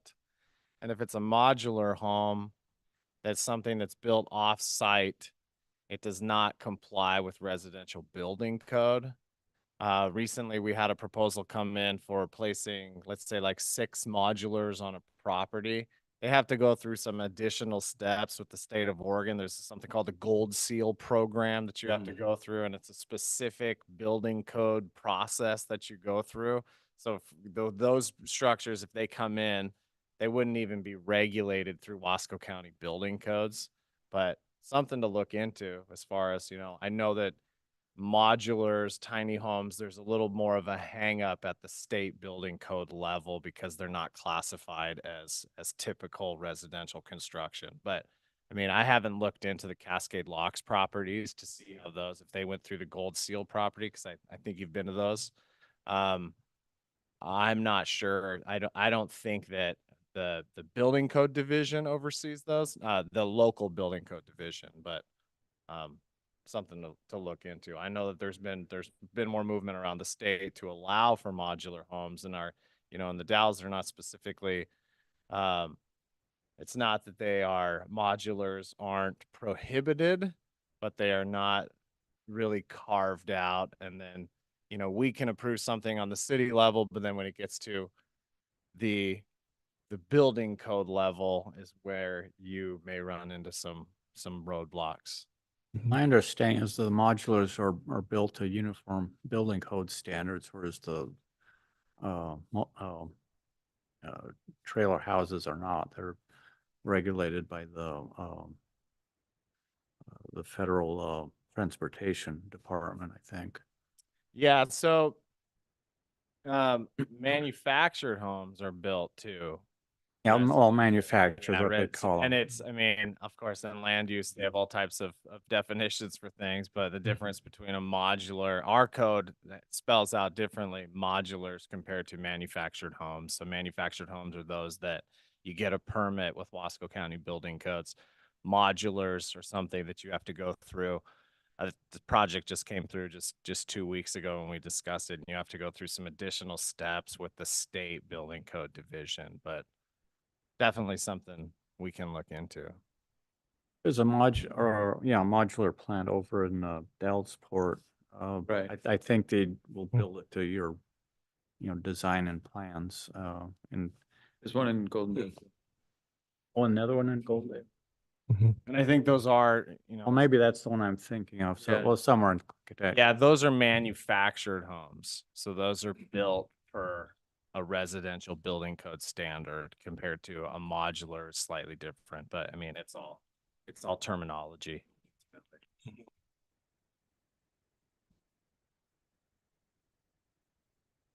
Any other responses or questions? Oh, Yeah, go two ahead. quick comments that I had. I stepped out for a moment, so maybe I missed it, but I wanted to make sure that the city's recent brownfield program Hmm. was on your radar, as well as some upcoming brownfield initiatives with McKed and the city itself. That could be for residential lots itself, but also for mixed-use vertical housing and commercial Yeah. areas.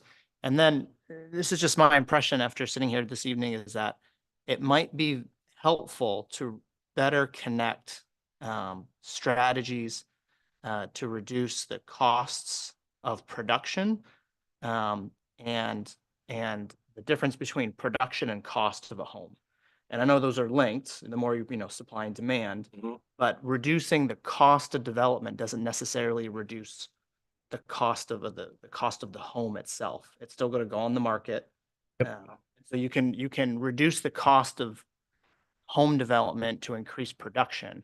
And there are certain strategies that do that. Yeah. And there are other strategies that more directly impact the actual cost, like construction excise tax.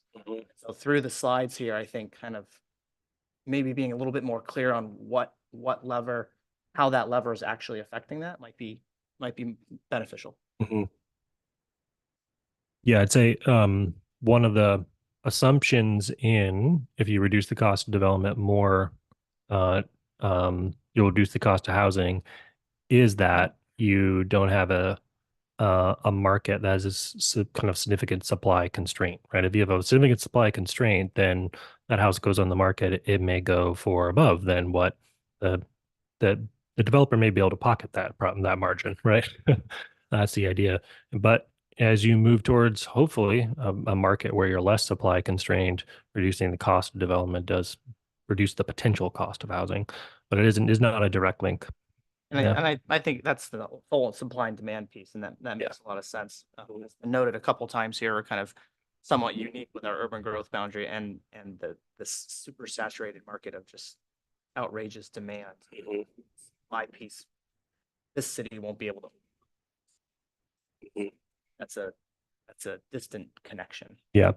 And that is why many cities have chosen, if they have like an incentive program and they're putting up resources to reduce the cost of development for specific projects, they often attach that to an affordability requirement, right? And so they're not leaving it up to the market per se. Not all cities do that. Some cities are offering incentives for market rate new multifamily housing just because they want to enable more of that development to happen. But one example here is that some cities will require a developer to access a property tax exemption to prove that that project would otherwise not be feasible but for the property tax exemption. So that's a way of attempting to make sure that when the city offers an incentive, it's actually causing production rather than just making it more profitable for the developer to build more. So it's a delicate balance, and one thing is a lot of cities kind of struggle with that tension of wanting to incentivize production, but not necessarily incentivize higher profit margins. I was wondering about the pre-approved building plan program, Josh, if that would help in the planning department too, but I'm thinking even starting with like ADUs, things that people want to add that they're not, developers or builders on their own. That might help spark some of that smaller building right away. And, anything that I think that can help the planning department improve the process and make it less frustrating for people when they want to build, because if they're not builders, they don't understand all the rules and regulations. And I had one person that did an ADU right after we passed the rules, and it just ended up being a lot more expensive than they had anticipated. And so if there's any way to avoid that process or that pain point, that would be nice. Yeah, I think pre-approved plans in general, great idea. Like I said, the state has some for garages, 1 and 2 car garages, and it's a package. You download it, you bring it to your local planning office. You just need to make sure that you have a site plan that this building can meet its setbacks, and you go right to the building code office. It's very, very simple. I know some bigger cities. I know Seattle rolled out an ADU pre-built plan ADU package just a couple years ago now, and they had like 10 or 15 different options of houses, and they were really elaborate, cool designs, so it's not just a cookie cutter box in the back of a property. So Maybe if it's something that we're in favor of, we could also make it easy for them to find it by putting it right on our website. Then yeah, don't have to reinvent the wheel, but yeah.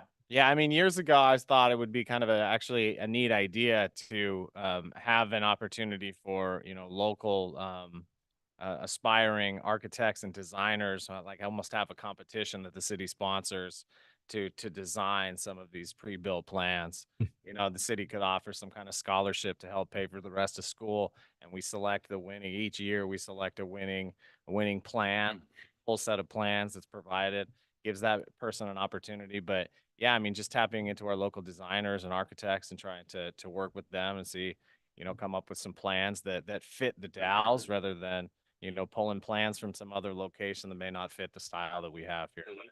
Yeah, I'm really interested in looking into that.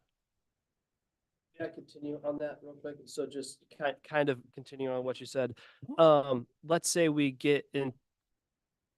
What is the city's outreach program with the community as far as pre-built plans, or any type of incentives that the city offers for whatever kind of project?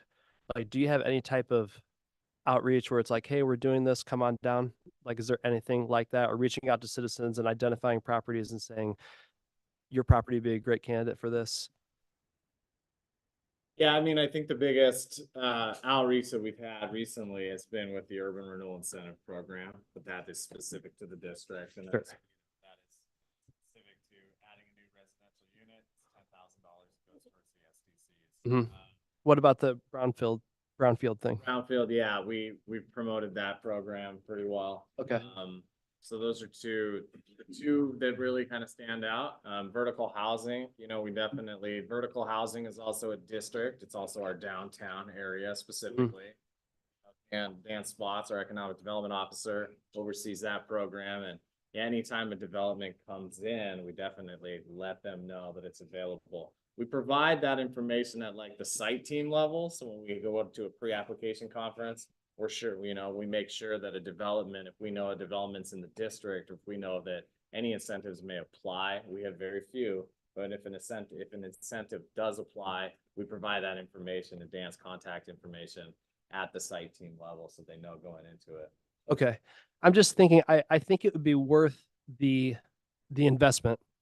Let's say we get some incentives going, like, like what I mentioned about minor partitioning and reduced property taxes, or if you're going to build ADUs, the pre-package or the pre-planned ADU package or garage or whatever it may be.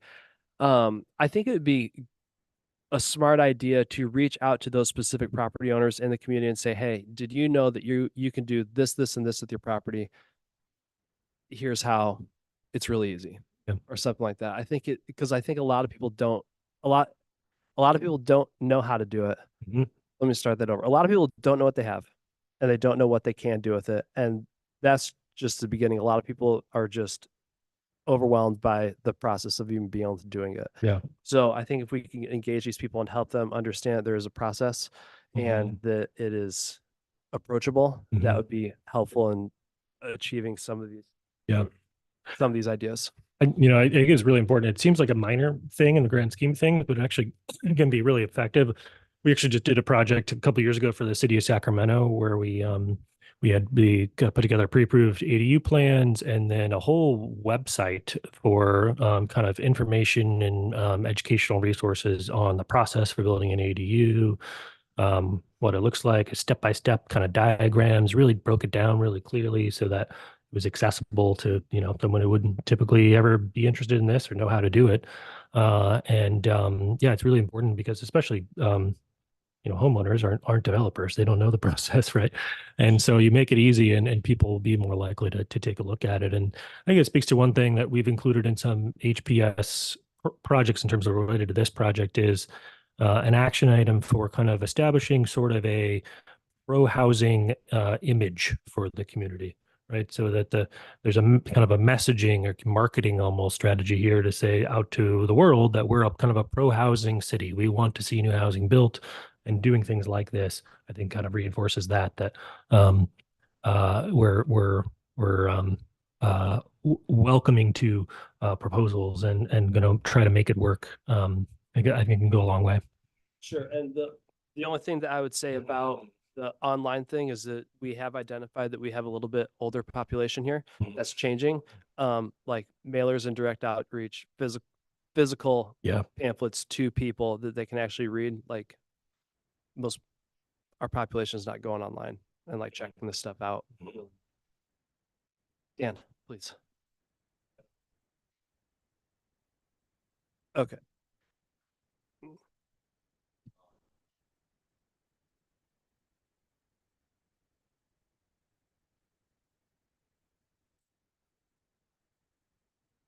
An aspect of analysis that we build upon what we already have, or do we need to replace have a district? There would be benefits to potentially replacing it because the MUPD can be a bit more flexible in terms of the criteria that you apply. The state doesn't necessarily set the criteria. You were able to kind of set the criteria you would apply for the most part, where the vertical housing program, you have to meet the state criteria largely. So there are benefits to replacing it, but I don't think it's necessary to replace it. And you may be able to sort of have both, and one that they could work in tandem. Maybe vertical housing works in one part of town, but MUPD works in other parts of town. So I think they can work together. There is I believe the vertical housing tax exemption program is on track to sunset, and I believe in 2026. So that also is on the horizon, and it wasn't reauthorized by the legislature in this last session. Yeah. Yeah. Nick, did you have your hand up earlier? Yeah, and I'm not sure if like this is the kind of assessment that like would address this question, but it's just like something that's popping up in my head is there's like obviously a lot of talk about like the development and like how people who already own land can develop that land in different ways. And I'm wondering if like this is a kind of thing that might also address ways that people can come more easily into like being actual landowners or homeowners. And because that in and of itself is a barrier. Even if the house is affordable, often it's not necessarily feasible. And so I'm like curious if like things like incentives and things like that are also applicable to people who are just trying to get their foot in the door. Yeah, I think that where that would relate to this kind of planning process would be, in what ways would the city make changes or implement programs that try to make it easier for lower or moderate income people to become homeowners? And so that would be the route to that. As you know, like you can't build an ADU if you're a renter, right? I think that's what you're thinking of. And so, and an ADU can not only benefit the person who occupies the ADU, but it also benefits the homeowner who can rent it out and help to even subsidize their own housing costs. So there actually have been some programs in Portland that I know of that are they were specifically targeting lower middle income homeowners for programs to help them build ADUs because they know it would benefit them and their financials. They may be straining to own the home, and if they can build the ADU, that would make that easier. So there are options like that where the programs could be targeted to people of certain income levels. But generally, I think the more the city can do to try to reduce barriers to home ownership for those lower middle incomes would be the way to try to make it easier for them to get into the housing market and access these kinds of incentives. And then would that kind of play into what you were talking about with like the city being able, and I don't know how actually feasible it is for the city of the Dalles, but where you were discussing the buying up of land and kind of the city being able to protect those properties or that land for specific uses. Would those two things kind of play together? And is something like buying up land, I don't know if this is like a planning department question, like how much do you guys really want to manage land? Like I just wonder like the feasibility of that and like would those two things play nicely together? So they would play nicely together in terms of that is a way that many cities have tried to create opportunities for homeownership for people with lower incomes. So primarily that's done through a community land trust. So we can talk more about that model if you want, but many cities have offered up sites that they owned to a community land trust. And that land trust then usually works with an organization like Habitat for Humanity, for example, to build homes that would be limited to people of a certain income level. Then when they buy that home, they own the home, but they do not own the land underneath the home per se. And they can sell the home in the future, but they can only I believe they can only sell it for so much beyond what they bought it for. So there's some benefit to so they have access to the home and they build equity, but that home is permanently affordable in the future because there's a community land trust that owns the land underneath the home. So that's kind of the basics of it. And so there's many organizations that do that kind of work in Oregon. The biggest one is called Proud Ground. And some cities have worked directly with Proud Ground to try to do these kind of affordable home ownership projects. So here in the Gorge, we do have an organization doing that called Big River Land Trust. They have acquired their piece of land. They have yet to build their first house. The biggest hurdle with land trusts here in the Gorge is that every UGB is basically an island. Land's expensive. Not many people are giving it away at a discount. And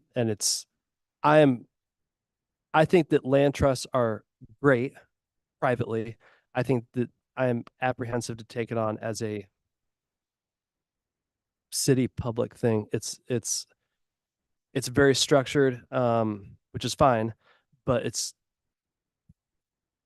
management. Yeah, it has to work perfectly. And there are some real world examples of it working, but it's not like we've had enough time to see like no one's been doing it for decades. Yeah. So I'm just apprehensive about what that turnover is like what's that house going to look like in 20 years, like after it needs a new siding, replacement. Like those capital expenses are variable and someone has to pay for them. Right. Yeah, I just want to clarify, most cities that do partner with land trusts, they are doing it either providing resources or land to the land trust, and then the land trust operates the actual homes and goes through that whole process. And so the city usually isn't involved in the actual operation of the land trust. And so they're in there, where the city wouldn't have to operate it necessarily, but they could play a role in helping it to get started, define sites, et cetera. Sure, and I think that my idea with that is we want to, this is kind of almost speaking personally, but I'm going to say we instead.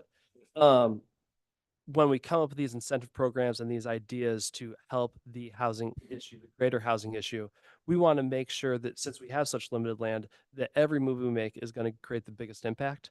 And we want it to be a known impact, like and a very anticipated, like we are pretty darn sure it's going to go like this. And I'm just trying to steer clear of experiments. Please. Can I add one more thing on land trust? Sorry. Yeah, sure.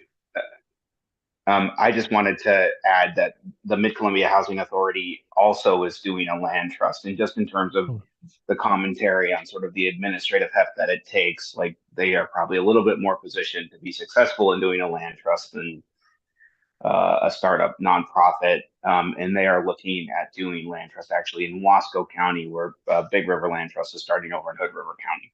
So I think we want both playing in that space, but just so folks know that there's another group that is working on it here, and I actually think they have their first land in Wasco County that was pieces that were land that was given to them by the county. I think I'm getting that slightly wrong, but they might have purchased it for back taxes. So there is a land trust model being deployed in Wasco County at the moment.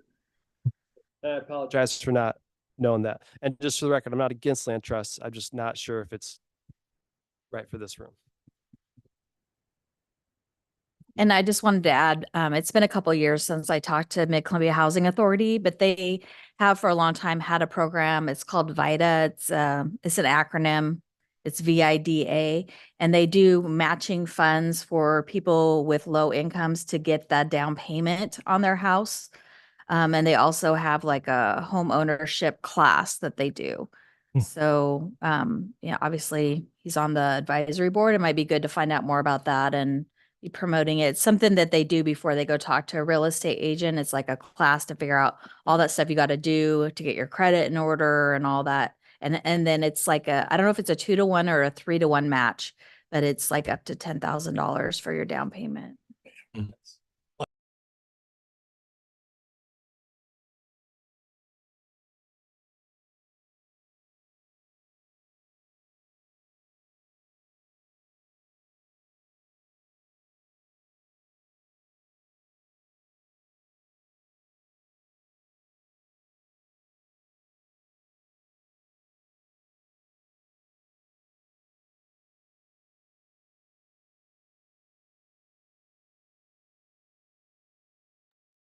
I think you guys got muted in the room there.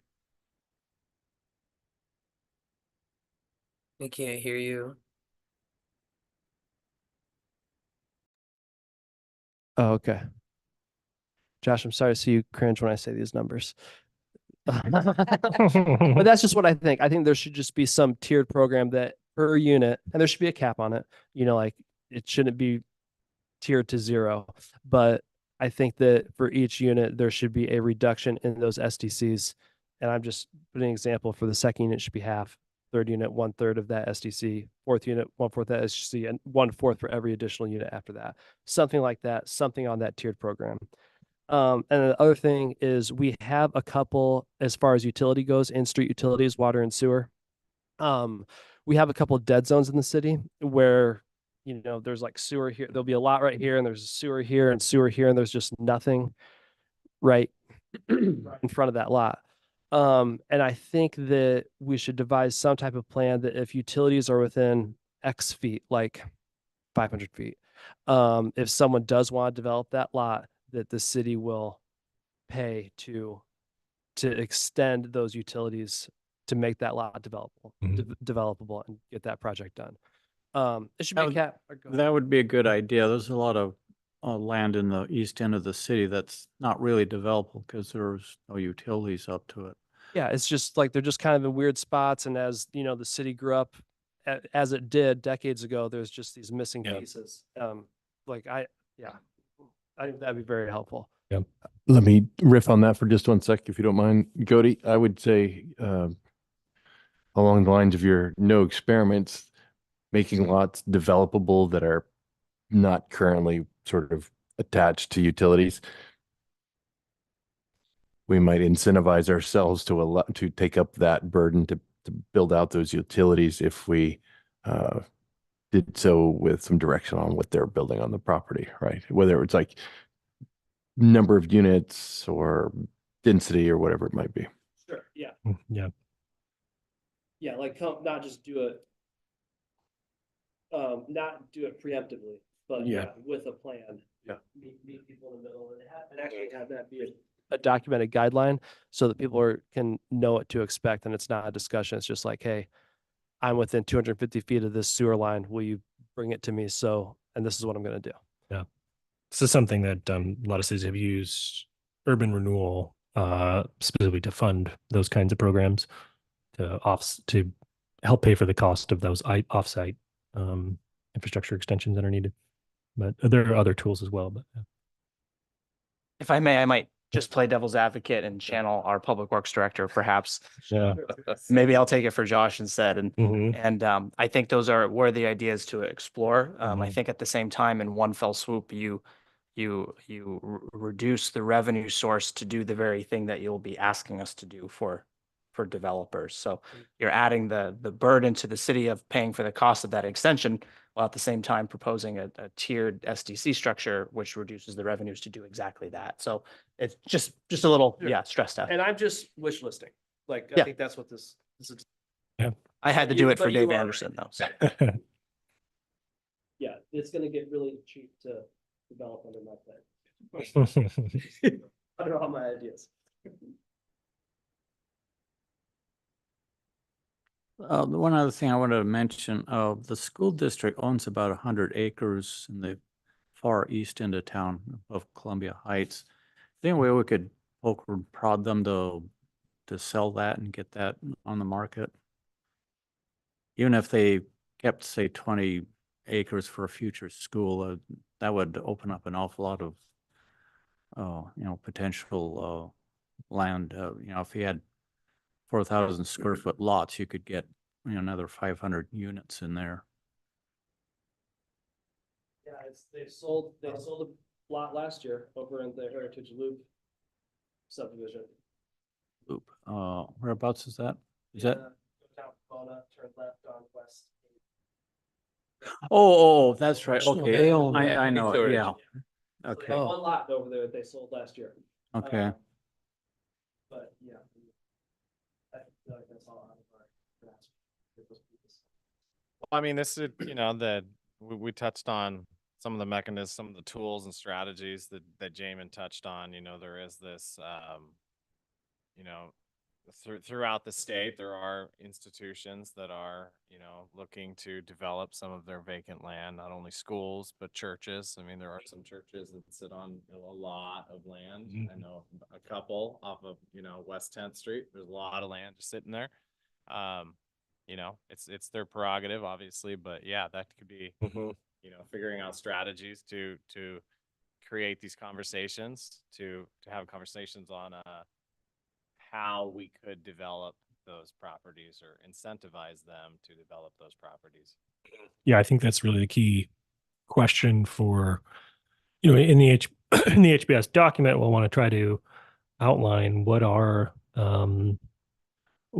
those, can the city bring to the table to make it more likely that those institutional landowners would offer up their land, and we can provide some examples of what other cities have done and kind of help to set the stage for that. Those are challenging and long-term kind of prospects, but as why we identify land as kind of a whole separate category, because if the city is able to either acquire land or to helped kind of convene those institutional landowners to build land. It's one of the most impactful kind of strategies.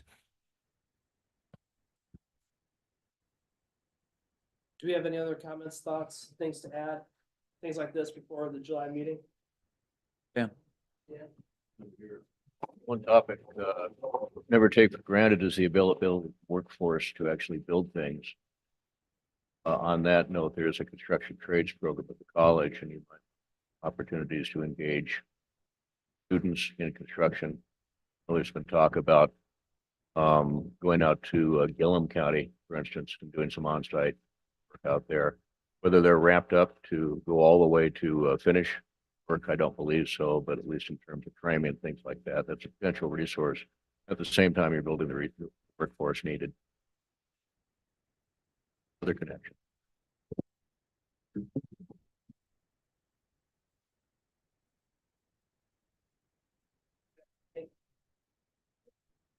I Yeah. think that's all we have to say on the Wrap questions. up. Sure.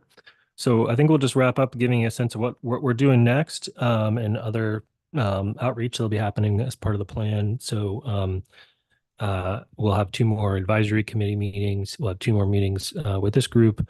And wanted to also point out that we are outside of the advisory committee having sort of focus group meetings with housing producers or housing developers. I imagine one of those will involve the Mid-Columbia Housing Authority as one of the major nonprofit affordable housing developers, I should say, in the area. And then one of the requirements of the process is that the city engage with populations that are most affected by housing issues in the community. And so we're going to be looking for ways that we can do some outreach to organizations or directly to residents who are affected by housing issues most. And so we're looking for some ways to do some of those kinds of meetings as well.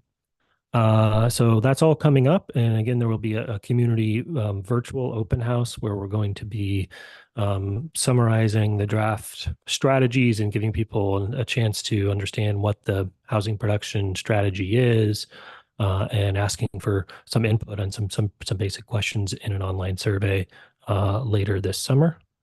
And so that's what you can expect. And again, here's just kind of the schedule version of that.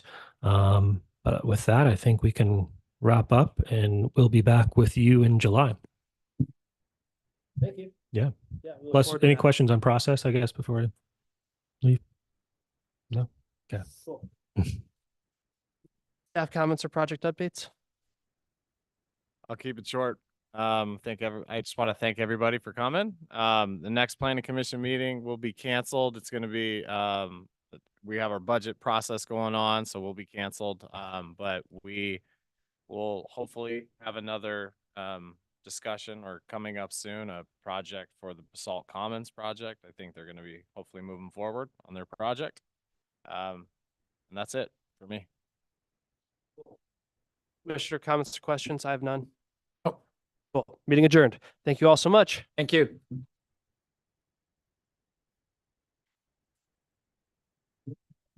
Job box.